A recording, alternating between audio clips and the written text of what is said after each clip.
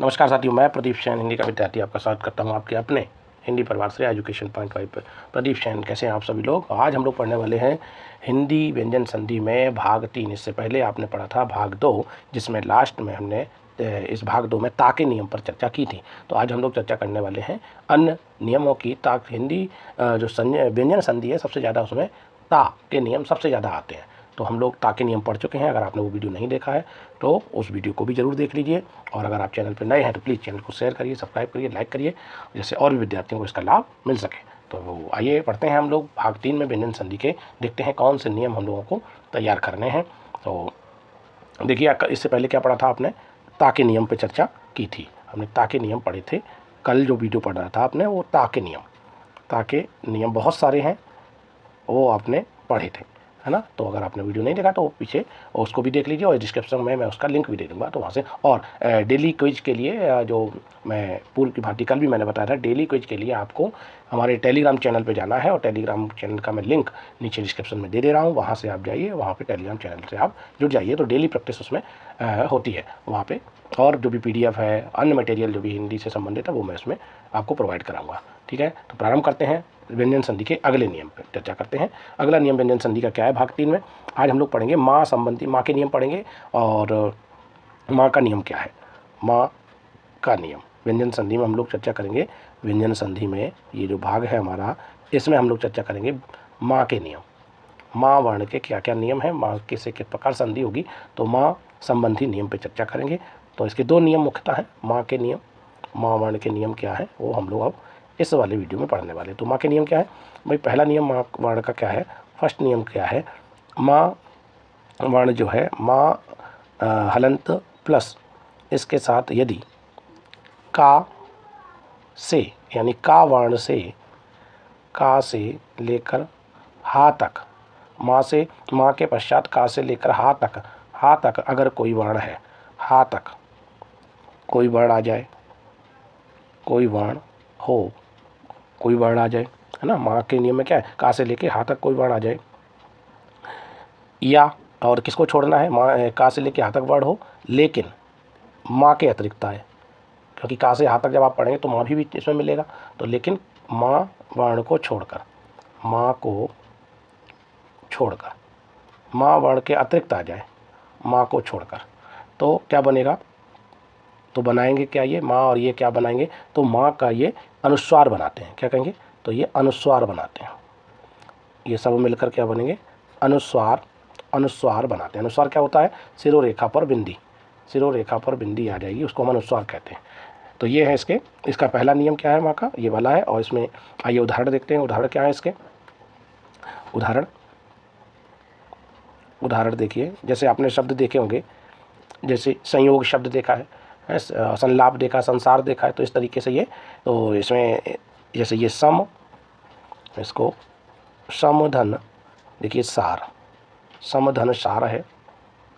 तो ये जब बनेगा तो किस रूप में बनेगा, यहाँ पे देखिए माँ आया है और यहाँ पे क्या आया है, सा। तो का से हा तक जब आप पढ़ेंगे तो आपको सा मिलेगा। तो क्या क्या बनेगा, ये सा वर्ण ऐसा ही रहेगा, और इस माँ का क्या हो जाएगा, ये बनेगा अनुस्वार। तो अनुस्वार बनता है। अनुस्वार मतलब बिंदी लगनी है आपको, ये बिंदी लगाएंगे आप। अनुस्वार का मतलब हो गया, यहाँ पर आपको बिंदी के रूप में लिखना है, उसको बिंदी के रूप में आपको लगाना है ये।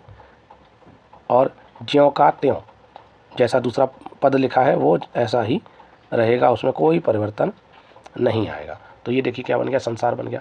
ऐसे दूसरे को देखते हैं, अन्य को। जैसे हमने लिखा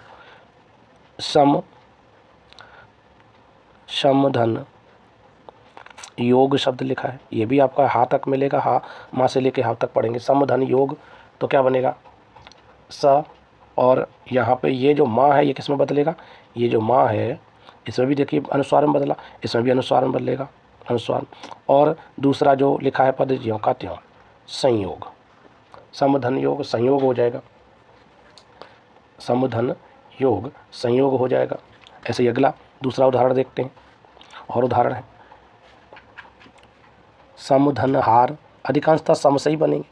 समधन, सम इसमें प्लस हार, तो क्या होगा, ये जो माँ है वो किस में बदलेगा, माँ जो है अनुस्वार में बदलेगा। तो स, माँ किस में बदलेगा, अनुस्वार में बदलेगा।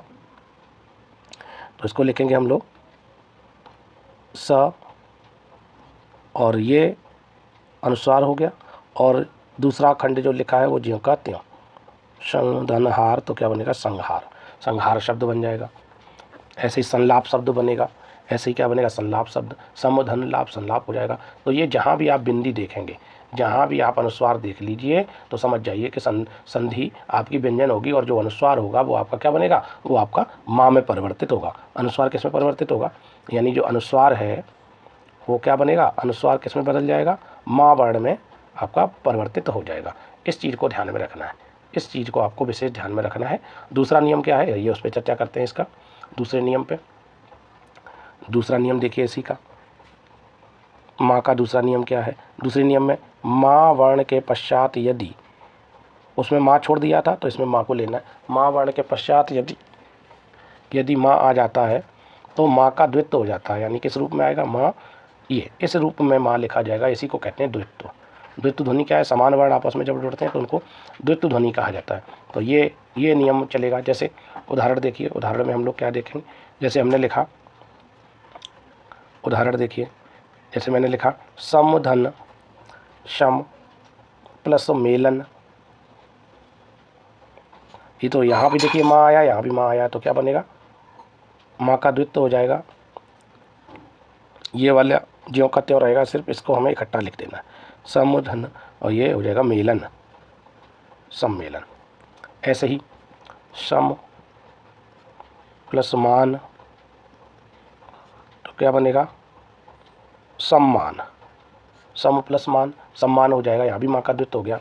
इसी तरीके से सम प्लस मिलित तो सम्मिलित हो जाएगा, सम प्लस मिलित सम्मिलित हो जाएगा। सम प्लस मोहन, मोहन तो हो जाएगा सम्मोहन, सम्मोहन। तो बीच में आप देखिए माँ का द्वित्व हो रहा है सभी में, तो ये माँ वाला नियम है। ये माँ, जैसे समधन मिलित, अगला उदाहरण देखें तो समधन, सम प्लस मिलित, मिलित, तो ये क्या लिखेंगे हम लोग, सम्मिलित, सम्मिलित, सम प्लस मिलित सम्मिलित हो जाएगा। यहाँ पे स्पष्ट नहीं आ रहा होगा, मैं इसको इधर लिख दे रहा हूँ, इसको मैं इधर लिख दे रहा हूँ यहाँ से, सम प्लस मिलित क्या बोलेगा, सम्मिलित, सम्मिलित, इस तरीके से ये बनेगा। तो ये माँ के दोनों नियम हो गए। अगला नियम क्या है, व्यंजन संधि का। इसमें अगला नियम है व्यंजन संधि का, अगला नियम है नियम, माँ वाले नियम पढ़ लिए। अन्य नियम क्या है, जैसे अन्य नियम की चर्चा करें तो अन्य नियम में अगर कोई स्वर हो, कोई स्वर आगे पूर्व पद कोई स्वर आ जाए, क्योंकि स्वर भी हो सकता है पूर्व पद अंतिम वर्ण, कोई स्वर हो और बाद में दूसरे पद में छा मिले तो क्या बनेगा, तो ये रूप बनेगा, तो छा लिखा जाएगा। ये रहा आपका नियम नंबर 2, इसी का नियम नंबर अगला। तो कोई स्वर आ जाए पहले पद में और बाद में छा है तो ये रूप बनेगा। जैसे बहुत अच्छा उदाहरण है इसका, उदाहरण देखिए, जैसे मैंने लिखा वी धन छेद, वी प्लस छेद, तो क्या बनेगा, यहाँ पे आप लोग कहेंगे कि भाई यहाँ तो वाह है, तो जब हम वी का विग्रह करेंगे, तो वी का जब विच्छेद करेंगे, वर्ण विच्छेद, तो वी में वाह प्लस ई, तो हमें लास्ट में क्या मिला, स्वर मिल गया कि नहीं मिल गया, तो ये देखना है, ध्यान रखना है। तो वी यहाँ पे स्वर मिल गया ई, और यहाँ छा मिला, तो ये क्या बनेगा, वी, और ये क्या बन जाएगा, इस तरीके से छे विच्छेद। देखिए ये वी, और यहाँ पे देखिए ये स्वर मिलके क्या बना, विच्छेद। जैसे एक और शब्द आता है अनु, अनु प्लस छेद, तो क्या हो जाएगा, अनु, यहाँ पे देखिए ऊ आया है, क्या मिला, अगर हम बात करें यहाँ पे क्या वर्ण मिलेगा, इसमें एक वर्ण आया, ऊ आएगा लास्ट में, ऊ आया है ना, तो स्वर मिल गया, तो यहाँ क्या बनेगा, अनु, और छा मिल गया तो छ, और ज्यों का त्यों अनुच्छेद। देखिए चा, ये छा बना रहे हैं, है ना। ऐसे ही आ प्लस छादन, आ प्लस, अब स्वर मिला, फिर मिला, अब तो डायरेक्ट स्वर आ गया, छादन, तो ये क्या बनाएगा, आ ऐसा ही रहेगा। और बस यहाँ पे स्वर आ गया तो ये छादन, चा, और ये रहेगा। और जैसा पहले लिखा था आ और छादन, तो ये इस तरीके से आच्छादन हो जाएगा। ऐसे ही बहुत सारे उदाहरण हैं इसमें। अगला नियम क्या कहे, ये है इसका स्वर के साथ छा वाला नियम हो गया। अगला नियम क्या है इसका, और भी नियम देखते हैं, इसका स्क्रीनशॉट ले लीजिए, तब तक इसका स्क्रीनशॉट ले लीजिए। अगले नियम पे हम लोग चर्चा करेंगे। अगला नियम क्या है इसी का, अगला नियम क्या है, अगले नियम में हम लोग पढ़ेंगे री अगर आ जाए, अगर री आ जाए, री आ जाए और री ना मिले तो रा अगर पूर्व पद में मिल जाए, रा ना मिले तो पूर्व पद का अंतिम वर्ण शा हलन तो होना चाहिए, सा प्लस, और वर्ण के अंत, शब्द के अंत में जो दूसरा पद है उसके अंत में क्या मिलना चाहिए, अंत में अगर ना वर्ण मिल जाए, क्या मिल जाए, ना, तो ना जो है, ना जो है वो बदल के क्या हो जाएगा, ना का अणा हो जाएगा। ना किस में बदलेगा, अणा, ना का अणा बनता है, ना के स्थान पर क्या होगा, अणा बनता है। ये है इसका अगला नियम। री, रा और शा के बाद अगर अंत में ना मिले तो ना जो है वो णा में बदलेगा। जैसे उदाहरण देखिए, उदाहरण है जैसे आपने लिखा री और बाद में इधर लगा है ना, तो री के साथ ना जुड़ने पर ये ना जो है वो णा में बदलेगा। किस में बदलेगा, अणा में। तो इसका बीच संधि क्या बनेगी, री, और ये जो है ना किस में बदलेगा, री, और ये बदलेगा आपका अणा, ये बनेगा आपका अणा। ये देखिए ना का परिवर्तन किस में हो गया, अणा में। ऐसे ही शब्द आता है भर, भर प्लस अन्न, भर धन अन्न, है ना। तो यहाँ भी देखिए ना मिला बाद में, तो ये रा जैसा लिखेंगे भ र, और ये इसमें लास्ट में क्या मिला, ना, तो णा बनेगा। अब रा हलंत है क्योंकि स्वर मिल गया तो पूरा रा आ जाएगा, और यहाँ क्या हो जाएगा, भरण। ऐसे ही दूसरा उदाहरण इसका, जैसे शब्द आता है भूषण, शब्द आता है भूषण, तो भूष प्लस अन्न, तो यहाँ पे देखिए क्या मिला, स्वर मिल गया, या ना लास्ट में ना, यहाँ शा मिला, तो सा जैसे ही के साथ ना मिल रहा है तो यहाँ पे अण हो जाएगा, ना णा में बदलेगा, तो क्या होगा, भूष, और ना किस में बदलेगा, अणा में, ये बनेगा। तो इस तरीके से आपने देखा ये ना जब भी क्या जुड़ेगा, ये ना जो है किस में परिवर्तित हो रहा है, ना अणा में। यहाँ भी देखिए ना किस में परिवर्तित हो रहा है, ना अणा में। और ये कब है कि जब ये पद आगे होगा और बाद में अंत में क्या मिलेगा, जब ना मिलेगा, तब ये ना जो है वो किस में बदल जाएगा, अणा में बदलेगा। अगला नियम क्या है, नियम अगला हम लोग चर्चा करते हैं अगले नियम की। अगला नियम है, अगला नियम में हम लोग पढ़ेंगे, जैसे हमने लिखा है आ या दीर्घ आ या दीर्घ आ के अतिरिक्त, आ या दीर्घ आ के अतिरिक्त कोई स्वर हो पहले पद में, इन दोनों के अतिरिक्त अगर कोई स्वर आ जाए, जैसे ई आ जाए, ऊ आ जाए, ऐ आ जाए, औ आ जाए, है ना, और दूसरे पद का प्रथम वर्ण क्या होना चाहिए, दंत सा हो, तो ये जो दंत सा है वो किस में परिवर्तित होगा, दंत सा किस में बन जाएगा, मूर्धन्य सा बनेगा। दंत सा किस में बनेगा, तो शा का क्या बनेगा, तो सा बनता है, दंत सा का मूर्धन्य सा बनता है, दंत सा का मूर्धन्य सा बनेगा। ये है इसका नियम। आइए उदाहरण से समझते हैं। उदाहरण देखिए, जैसे उदाहरण में लिखा है, बहुत अच्छा उदाहरण है, सु प्लस क्षमा, है ना, जैसे सु प्लस क्षमा, यहाँ पे सा में ये बनेगा। अच्छा उदाहरण है, कई बार ये पूछा गया है, सु प्लस समा, तो यहाँ पे देखिए यहाँ पे क्या आया, ये ऊ आया, और ऊ जो है वो क्या है, आके अतिरिक्त है, लघु ऊ आया गया, आके अतिरिक्त है। और यहाँ पर क्या आया, यहाँ पर ये वाला सा आ गया, ये देखिए सा, ये सा मिल गया इसको, तो ये दोनों मिलकर क्या बनाएंगे, ये वाला सा मूर्धन्य, जैसे क्या बनेगा, शु। सबसे ज़्यादा विच्छेद करने के लिए इसको पूछा जाता है, तो ध्यान रखना है आपको इस चीज़ को। यहाँ क्या हो जाएगा, शा, यानी ये वाला सा किस में बदलेगा, इस सा में सु श मा और ज्यों का त्यों। ऐसे एक बहुत अच्छा उदाहरण है, बहुत अच्छा उदाहरण है, ध्यान रखना है। जैसे अभिषेक शब्द के लिए आता है अभि प्लस यहाँ पर सेक ये लिखा जाएगा, और जब इसका संधि करेंगे तो ये अभिषेक शब्द बनेगा अभि।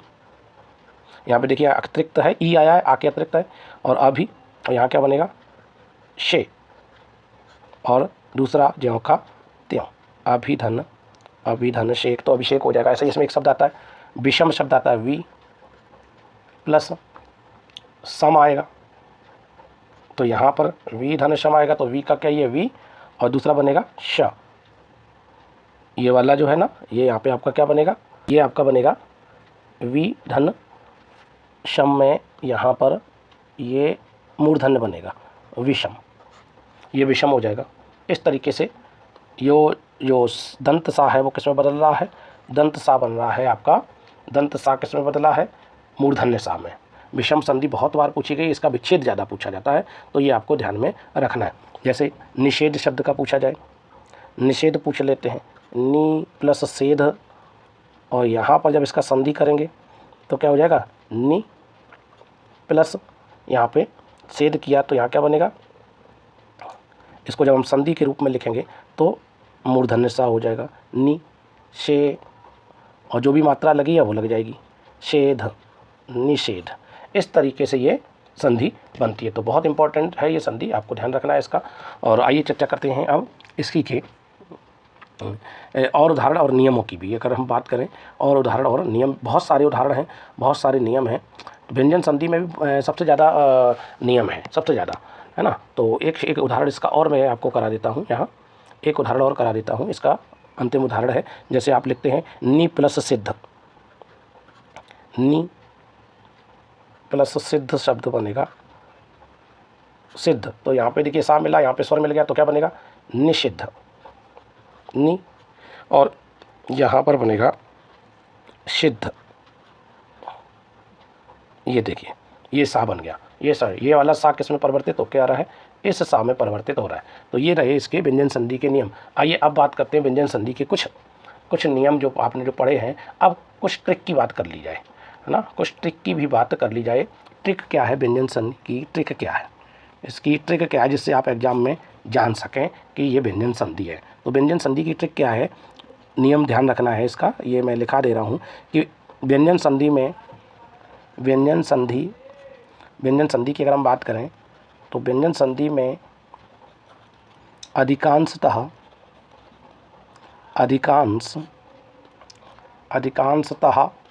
व्यंजन संधि में अधिकांशतः पूर्व पद अधिकांशतः पूर्व पद क्या क्या आएंगे, इनको ध्यान रखना है। पूर्व पद जो आएंगे उनको आप अगर याद कर लेंगे, तैयार कर लेंगे तो सरल हो जाएगी।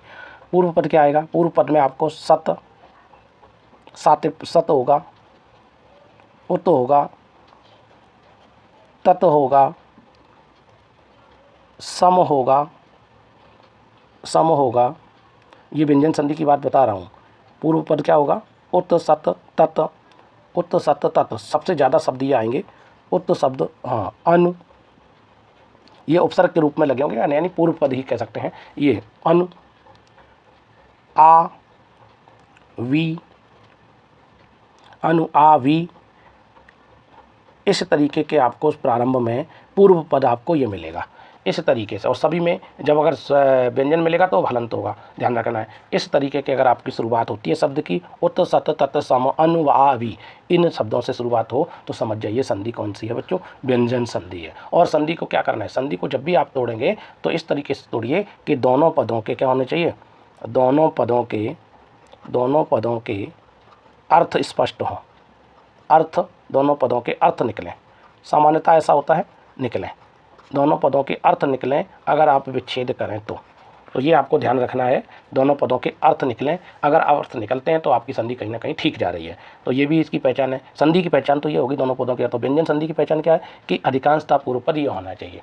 तो ये व्यंजन संधि के आपने, जैसे अगर हम बात करें उदाहरण, अभी आप बहुत सारे उदाहरण करके आए हैं। जैसे मैंने लिखा था सम्मान शब्द लिखा, सम्मान देखिए कहाँ से शुरू हुआ, सम से हुआ। मैंने लिखा सज्जन शब्द लिखा, सज्जन शब्द लिखा तो देखिए सा से, और ये ता में बदल जाएगा, सज्जन है ना, सा सज सा से स्टार्ट हुआ ना, तो ये सा ता में बदलेगा। और एक चीज़ और है ना, जैसे तल्लीन शब्द था तो तल्लीन में तत आया, तल्लीन में तत आएगा, तो ये आपको ध्यान रखना है। और दूसरी बात क्या करनी है कि व्यंजन संधि में, ये तो नियम जो पहला मैंने बता दिया, दूसरा इसका क्या नियम है कि व्यंजन संधि में, इसमें खास बात यह है, इसमें किसमें, व्यंजन में, व्यंजन संधि में मध्य भाग, जो मध्य भाग होता है संधि का, संधि शब्द का मध्य भाग में अधिकांशतः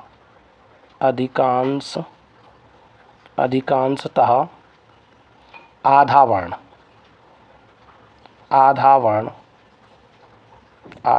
आता है, अधिकांशतः आधा वर्ण आता है, अधिकांशतः ऐसा व्यंजन संधि में होता है। आप जैसे कोई शब्द देखेंगे, जैसे सम्मान लिखा तो आधा वर्ण आया, सज्जन लिखा तो आधा वर्ण आया, तल्लीन लिखा तो आधा वर्ण आया, है ना, सज्जन लिखा तो आधा वर्ण आया।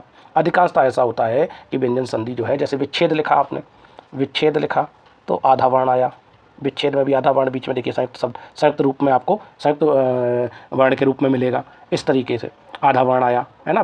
तो इस तरीके से आप देखिए, जैसे उच्चारण शब्द लिखा, उच्चारण लिखा तो इसमें भी आधा वर्ण आया। तो अधिकांशतः ऐसा होगा कि व्यंजन संधि जो संयुक्त वर्ण के साथ आएगी, ये निश्चित है, तो आपको ध्यान रखना है। और इसी के साथ ये हमारा व्यंजन संधि हम लोगों ने क्या कर लिया है, समाप्त कर लिया। व्यंजन संधि हमारी समाप्त होगी इस वीडियो में। और अगले वीडियो में हम लोग चर्चा करेंगे, अगले वीडियो में हम लोग चर्चा करने वाले हैं आपके विसर्ग संधि की, विसर्ग संधि की हम लोग चर्चा करेंगे अगले वीडियो में।